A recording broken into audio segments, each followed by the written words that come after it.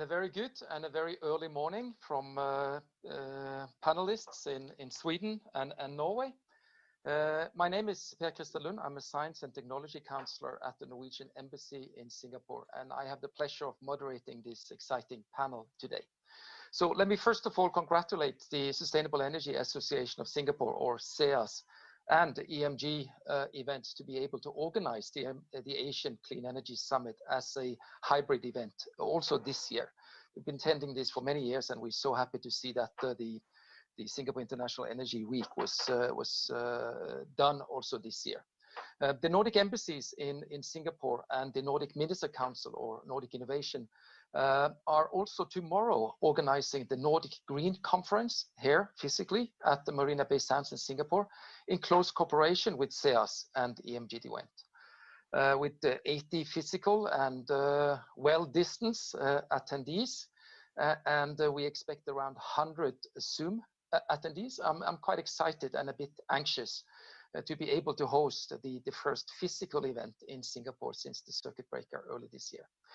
But back to this panel, and the major theme for today's panel and also tomorrow's Nordic Green Conference is on regional cooperation to address national challenges, where we will try to relate Nordic experiences on regional cooperation with inspiration to address and discuss challenges here in Asia. We are having a somehow time-limited panel of about 40 minutes, so we should zoom in and focus on regional electricity system integration, touching into grid integration and electricity market developments. And for that, we have picked a very great panels of experts from Norway, from Sweden, and from Singapore. I hope there will be opening for discussions and questions and comments from the audience. I'm not sure exactly how that works. I believe there is a chat stream that we should look into. So I will encourage all participants to enter your comments and questions as we hear the panelists. And we will raise these questions as we have time after our discussions here. So let's start with a introduction of the four panelists, a short introduction of yourself and your view to this topic. So let me start with my old colleague, Mr. Hans-Arild Bredesen, who is now the CEO of Nord Consulting, calling in from Oslo. Hans-Arild, you have extensive experience, not only from the Nordic electricity market, but you also have been engaged in electricity market reforms in, I believe, almost all continents, perhaps except Antarctica, which is next on your to-do list, I hope. So I will give the microphone to you and for you to give a quick introduction on your views to this. Yes, thank you, Per-Christer, and thanks you to the organizers inviting me. So as Per-Christer said, I've been fortunate enough to be working in the, let's say, Nordic power market reform process for now soon 30 years. So I let's say together with Per-Christer, actually, I fell into this industry, I think, in the early 90s. I'm actually a computer scientist, not an engineer, neither an economist. So I'm kind of part of the odd side of the Nordic power sector. However, I've been working closely, of course, then starting from the Norwegian and Nordic experience, moving into Europe, and have been fortunate enough now, I think I tried to count, but at least more than 20 countries or regions around the world, supporting them with advice on how to do a market reform. And more specifically, also a lot of people are asking on this regional context, because the Nordic region for a very long time, we were the first kind of multinational power market, and we are seen as kind of the blueprint, let's say, for the European kind of further market integration that has been ongoing now for the last, let's say, 10, 15 years, and our experience in doing this have put us in a position where we are allowed to help others in doing this. So representing kind of Nordpool as such is, of course, we continue the European integration. We have seen huge successes and huge benefits coming from Europe.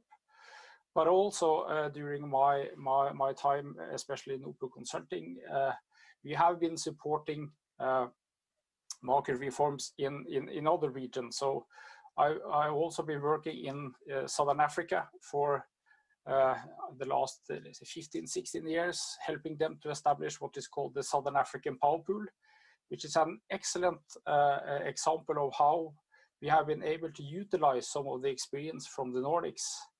Not copying, because this is one of my key speaking points. You shall never copy, but learn from the experience that we had or have from the Nordics, and apply that to a region that is, of course, very different from the Nordics. But they have been able to create again a multi-jurisdictional power exchange for 12 countries in Southern Africa, which is very exciting.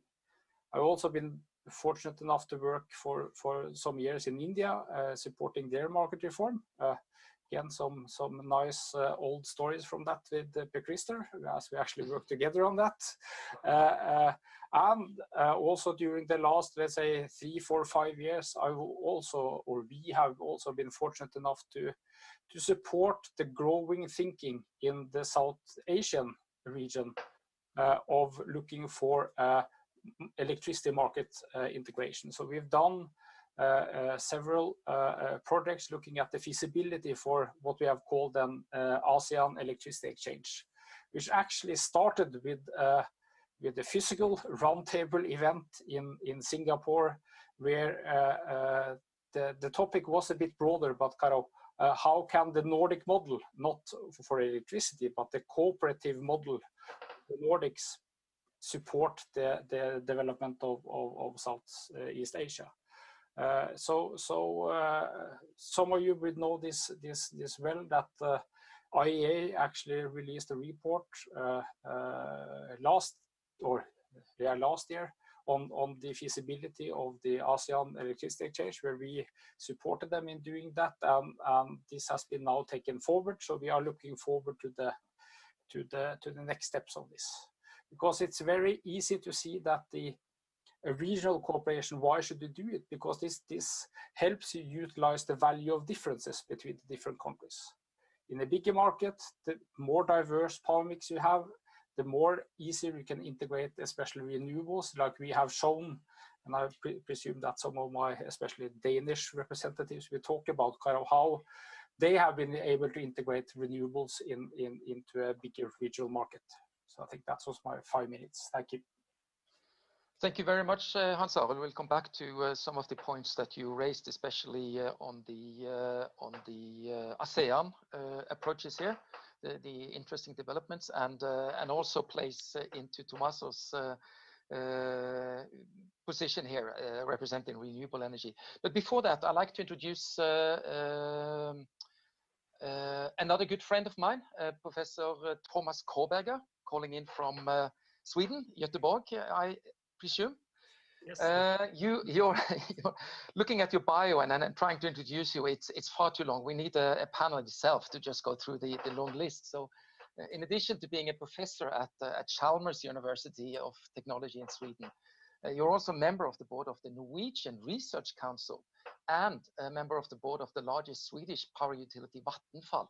But in this context, I kind of got you into the panel in your role as the executive board chairman of the Renewable Energy Institute in Japan, which is an institution that was established by Masayoshi Son. I think most people know him from the founder and CEO of SoftBank. In 2011, I think it was, to lobby for more sustainable energy systems and structures in Japan. So Thomas, could you please tell us a bit about of course, your background, but also on your engagement in Japan and what you have seen and what you have influenced on the energy reform that is going there. I think that is of high relevance and interest for this panel and this discussion. Thomas. Thank you, Per Christer. Well, as Hans-Arild, I have a long background in the Nordic experience of re-regulation of the electricity system. I was on the Swedish government commission in the early 1990s that set off the introduction of a competitive electricity market. The basic philosophy behind the Swedish electricity market reform was that we did spend a lot of time thinking about what was the important components of the legislation to make competition possible. And then we changed everything at once, and we kept the regulation very simple. My Japanese experience in the last few years has been watching an electricity market reform that has been in many ways very different, even opposite to the Swedish reform. In Japan, the ambition to introduce competition has been done in a very a process with small steps, rather complicated legislation. And by that, there has been quite a lot of difficulties for the actors to understand how the market should work, which has led to a lot of suboptimal or wasteful behavior in the market. The ideas behind introducing competition is that you should reduce unjustified profits, and you should make it difficult or even impossible for large power companies to block technical development and to block new entrants who may provide cheaper, more cost-efficient solutions. In the Nordic and now European electricity market, the ambition has also been to reduce cost by allowing trade over larger areas, avoiding wasteful reserve capacities being kept in each country or each region, but instead sharing these resources to reduce costs further. And of course, as Hans-Arild also mentioned, it has been extremely important to make possible the introduction of new, low-cost, often renewable energy technologies. So the main ambition behind the opening up of a competitive electricity market has been to reduce the cost of electricity supply. It has proven to be efficient in that sense. It has also helped even improve stability in the grid, because the basic fundamental principle of an electricity market is the balanced responsibility of each actor. And in a well-regulated competitive electricity market, the economic liability for keeping the balance between production and consumption is so strong that it seems to work even better than when large monopolies try to manage balancing within their own companies. The economic liability for balancing has proven extremely important to keep balance and stability in the grid. And that is contrary to what many monopolies claim, because they claim that only the big monopoly or the large electricity company can manage the balancing. But it has been shown very clearly in the European experience that good legislation is even better at ensuring stability in the grid. Thank you. Thank you very much, Thomas. We'll come back to some of these points and see how that also applies to this region, Southeast Asia. But before that, I'd like to introduce Peter Godfrey, the Managing Director for Asia Pacific for the Energy Institute. And you're situated here together with me, almost, in Singapore. Peter, you've been in Singapore for more than a decade. I think you told me when we met a few weeks ago. At least 4 years in the position here as the Energy Institute. Could you share some of your insights and learnings and reflection on how the regional energy cooperation in Southeast Asia is going? And what role does the Energy Institute has in this space? Krista, thank you for inviting me. And yes, I'll make my effort. I've been madly taking a few notes from Hans-Arild and Thomas, because I'm going to try and reflect what they say as I say my little piece as well. But let me start, and I'm going to focus very much on Asia Pacific and the region. And I think I start with Hans-Arild's comments of saying, don't copy. And I think that's a very big statement to start with, because Southeast Asia is not Europe. It's not the United States. We don't operate in open and free markets. And we have to start from somewhere to make this happen. So from my perspective, from the Energy Institute's perspective, you know, I'm an Englishman. The Energy Institute is a British institution, but we are global in terms of our membership and who we have as members working for us within the Energy Institute, increasingly so. I would say a few things about the energy market here and how it will develop and regional integration.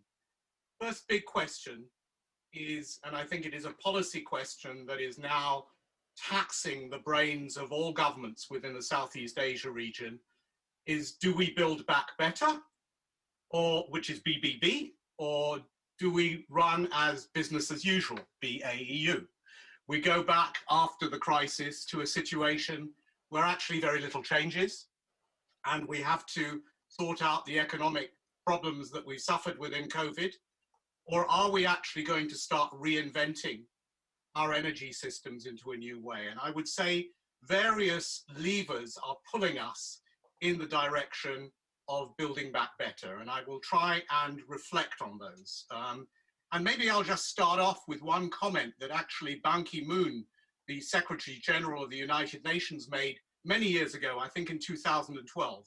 He said that energy is the golden thread that connects three most important things that allow human lives to prosper: economic growth, social equity, and environmental sustainability.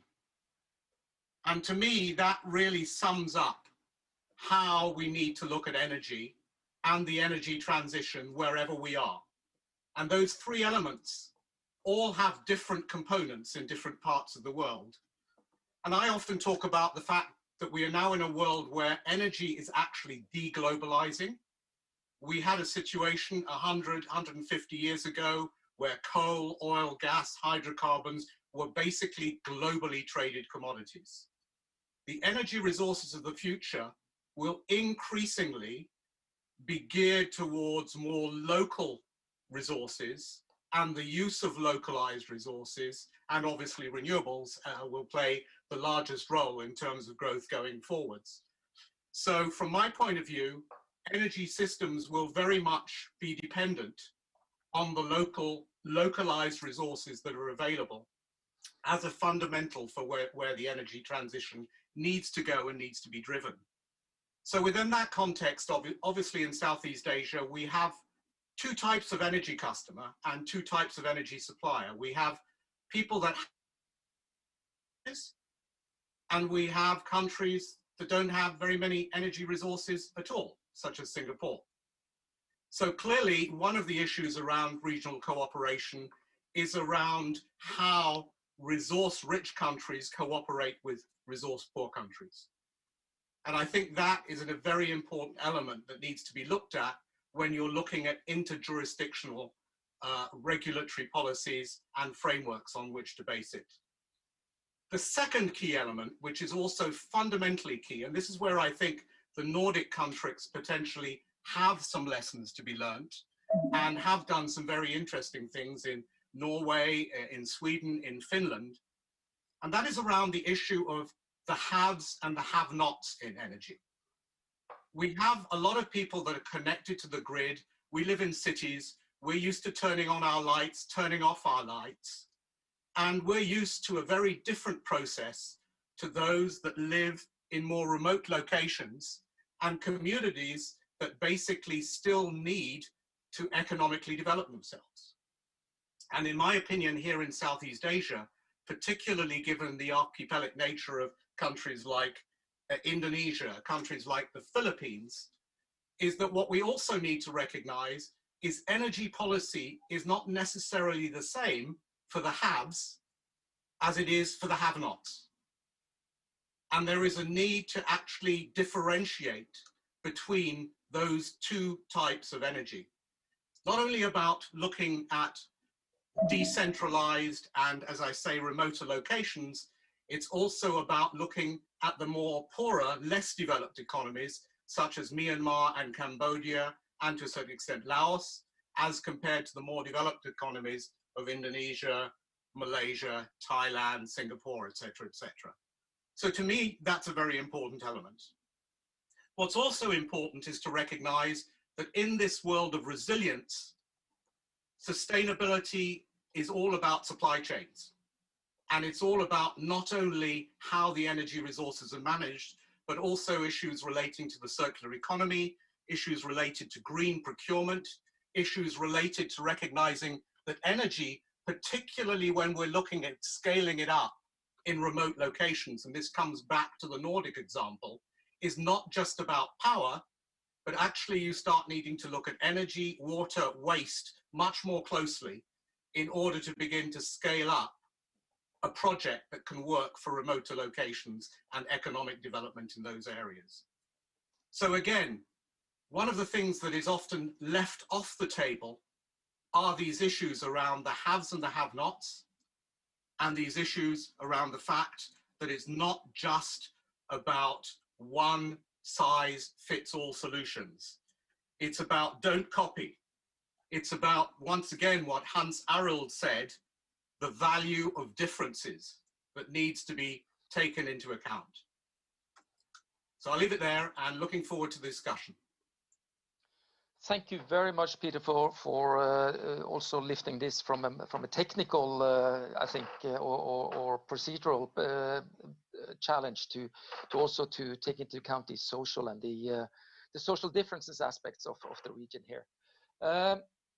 Last but not least, I'd like to give the microphone to Tommaso Studerad, who is the sales director for in Asia for the Danish wind technology company Vestas. So, Tommaso, you've been engaged in development and deployment of energy, renewable energy, in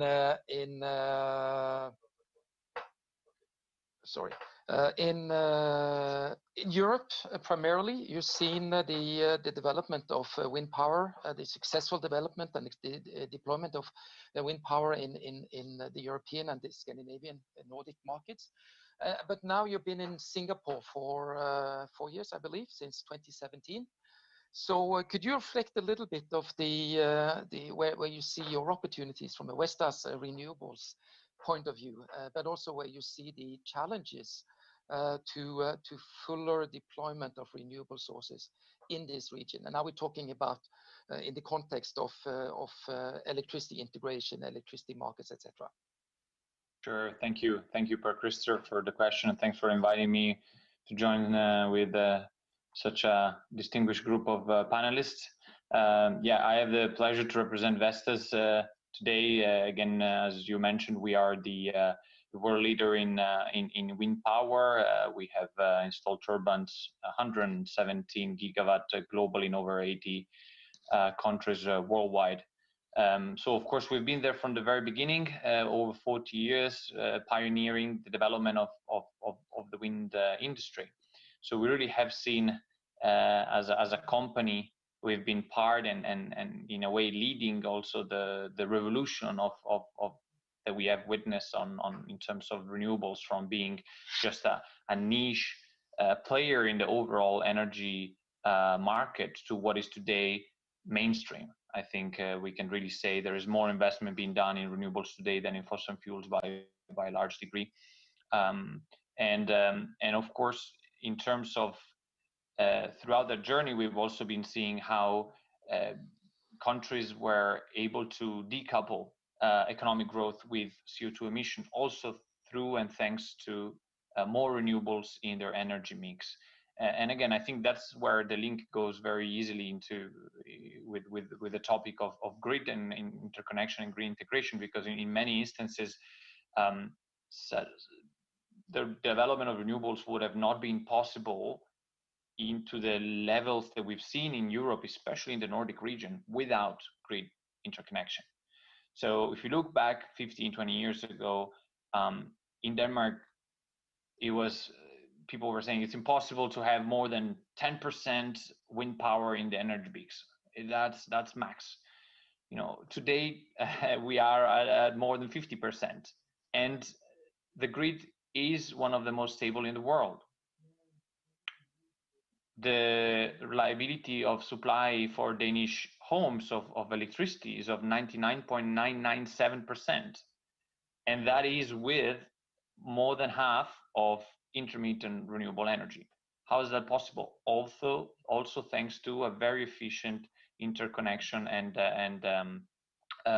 system within the Nordic region. So again, what does that mean for Asia, really, right? And my experience in Asia has been that, of course, there is a lot to do, right? I mean, it's very, very different context and different starting point, and definitely we do see renewables being still a relatively, and I talk about wind in the specific, a relatively small portion of the energy mix for the moment, but the ambitions of some countries are definitely there. We see the good success stories of Vietnam recently, but also I think it's a great way for countries to tap into what is today a much more cost competitive technology.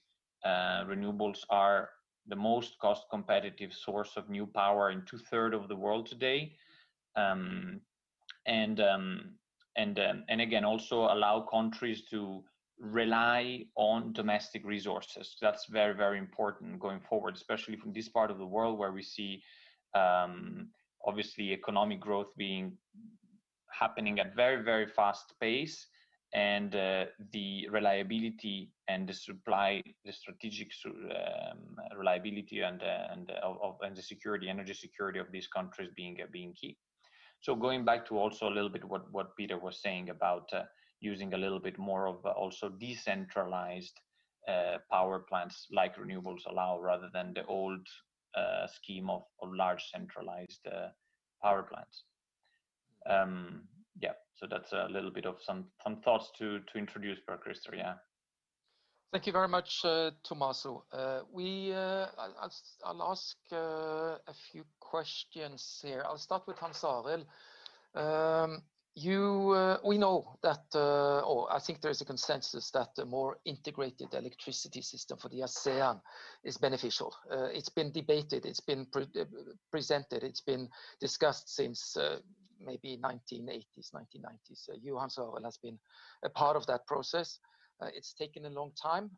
You mentioned that the IEA report from last year is kind of the, can we be so optimistic to say that this is the very first kickoff or the start of actually something happening?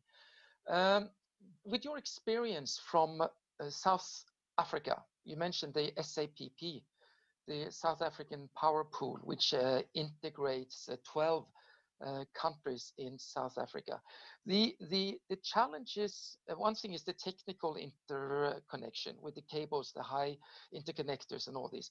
The other thing is the difference between the political, the social, the economic, maybe the technology level at these different countries. Where do you see the main hurdles in Southeast Asia, in ASEAN now going forward, Hans-Arild? Or where what's going to happen now, do you believe?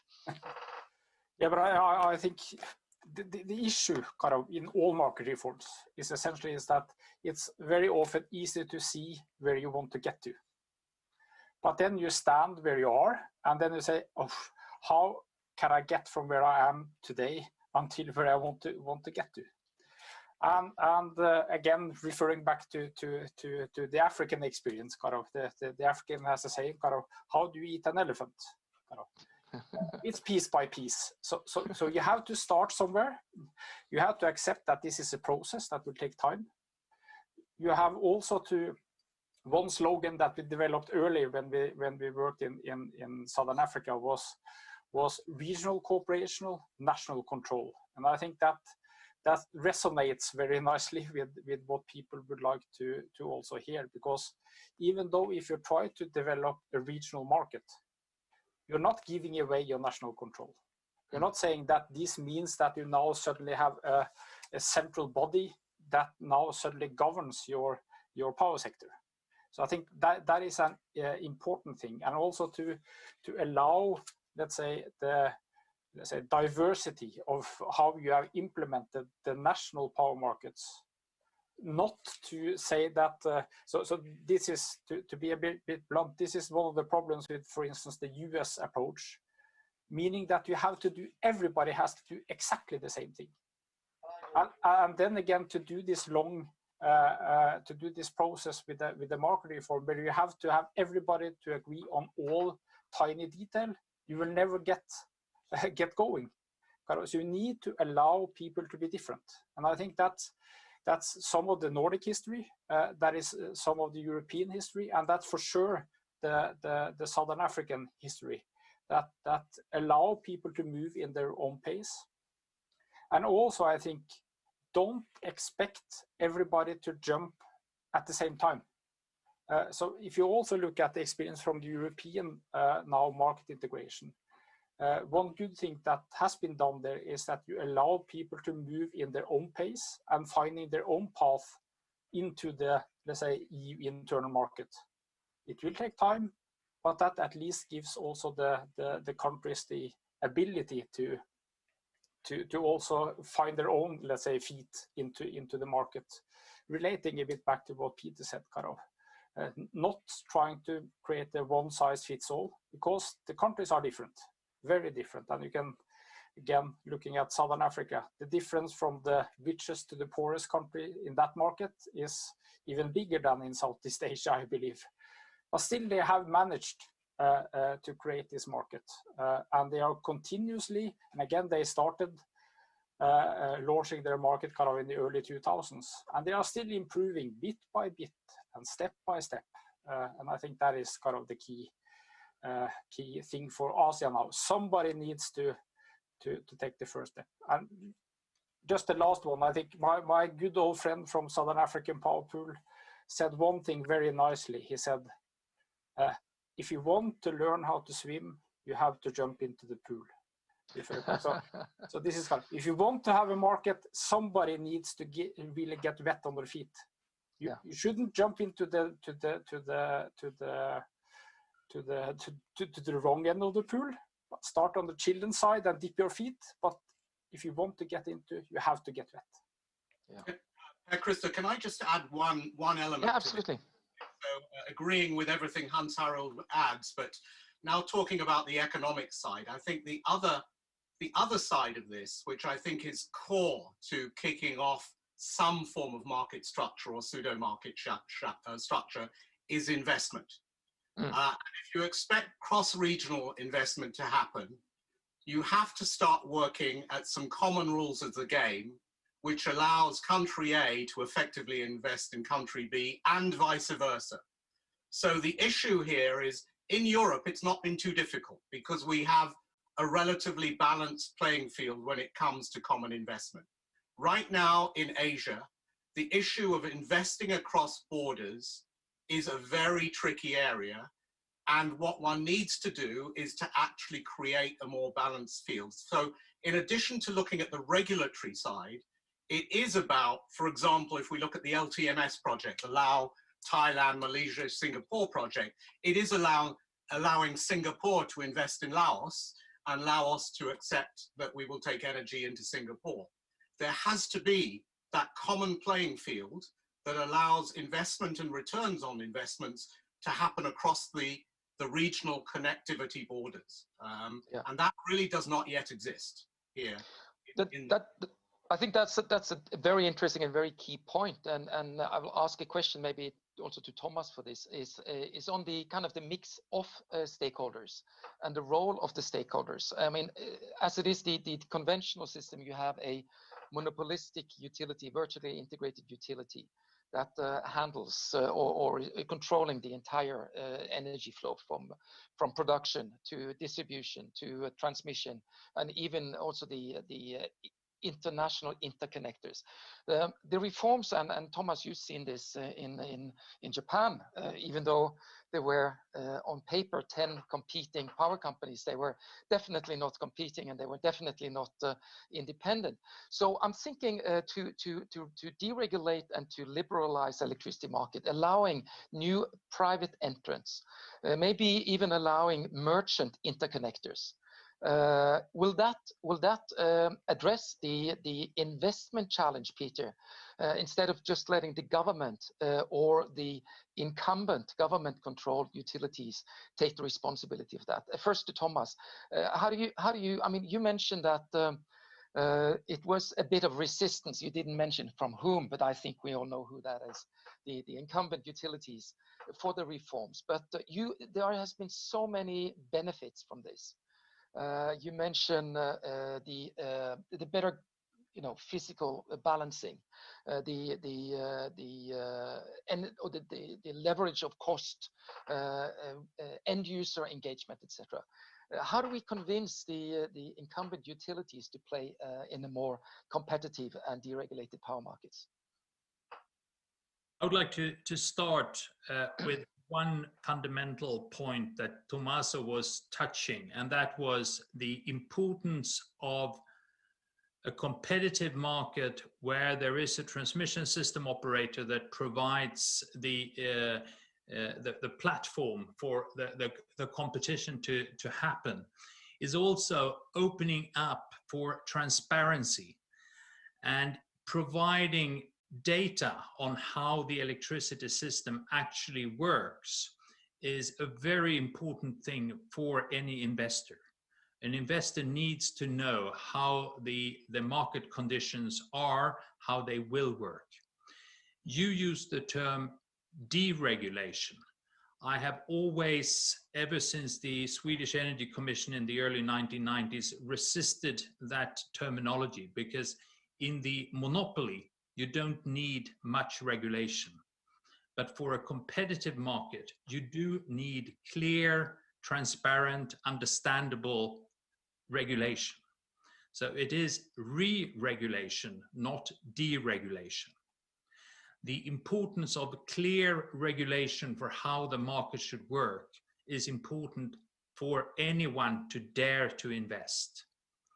The difference between Europe and Japan is significant in that respect, because you have not had clear long-term regulation in Japan, and transparency has not been that good in Japan either.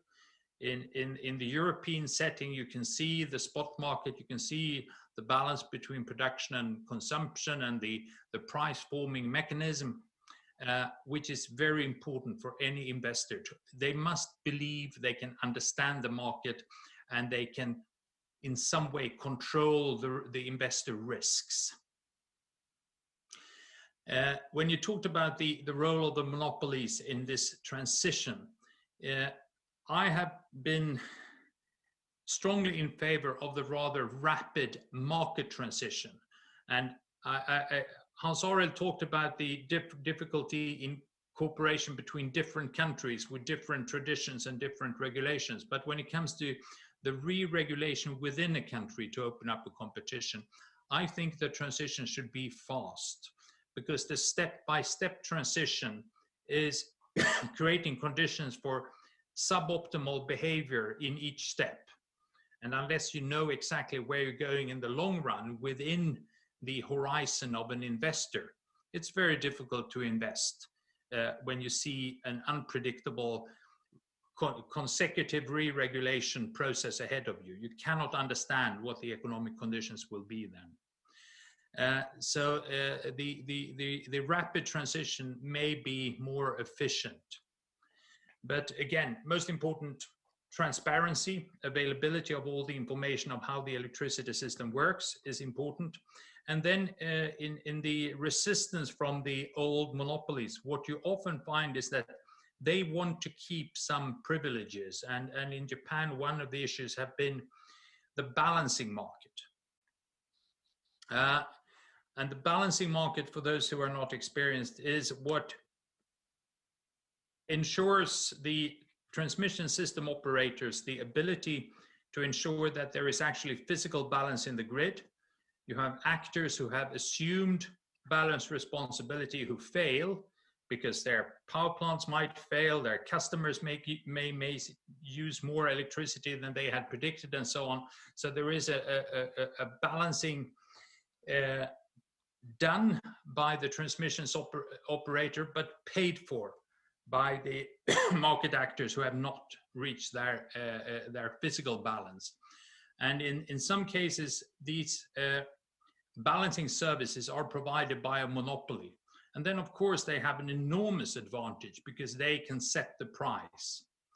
In an efficient market where fair available for everyone, then there is a competitive balancing market that has the same features as the spot market, that it's open for competition, it's transparent, you can understand how the price is set, and that gives more trust from new investors. It's very difficult to invest if you depend on your competitors for such services, because they may be quite expensive.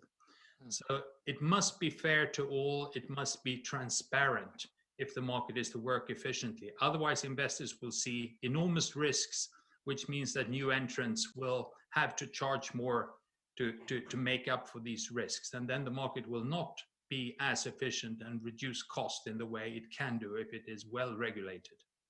And it should be regulated, not deregulated. Very good, thank you, Thomas. Tommaso, when we had our chat some weeks ago, you made a point that Vestas is a technology provider and not necessarily a renewable developer, but you're an integral part of the renewable energy deployment and expansion in the Southeast Asia. And the targets here are substantial. Each country in ASEAN have their renewable targets. When you are acting in this market, the differences in bit what Thomas was alluding to on the differences in regulation or non-regulation, the position of the utilities, the different schemes for financing renewables. How do you navigate in this landscape? What would your ideal situation in ASEAN be?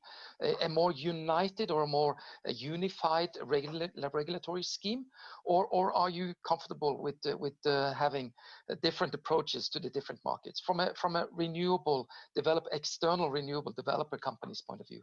What would be your reflections around that in Southeast Asia? Right. Thanks, Christer. And again, obviously, we are a technology company, but we do take also an active role as in some self-development activities, partnering with investors and so on. So definitely, we look very closely at the business case of investors, right? Which depends very often on again the regulation and I think echoing a little bit what Thomas was saying. I don't think what we want is deregulation, but is the right re-regulation.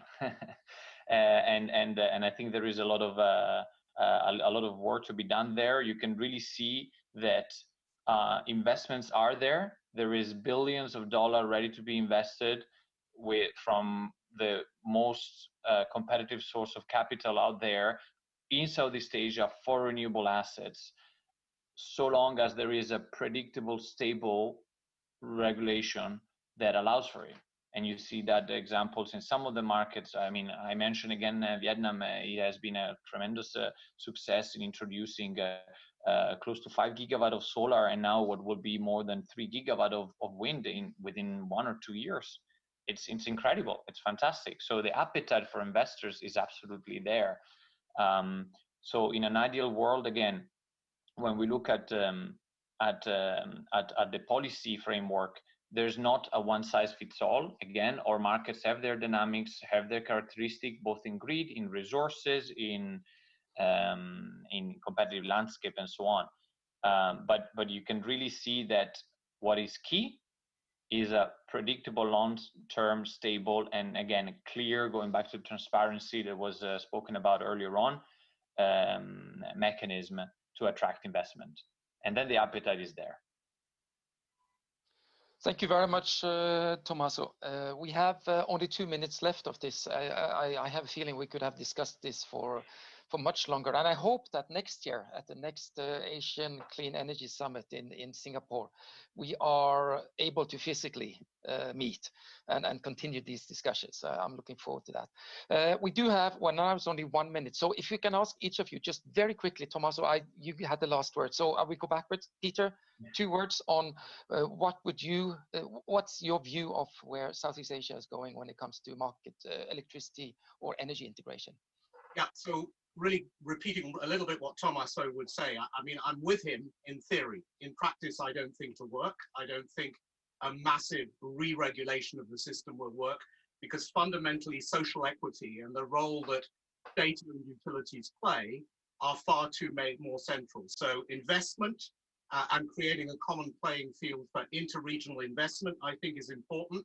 And as I say, trying to create a ring fence for decentralized energy so that effectively one can scale up the decentralized, less value creating energy in a way that is different to the utilities-based model would be a good start. And Thomas, a few words to round this off. Investments in infrastructure is something that will never be competitive on the whole, and it also needs to be regulated and in many ways planned so that the infrastructure investments made contribute to facilitating competition and reducing total costs. And infrastructure, in particular between countries in Asia, is at present underinvested.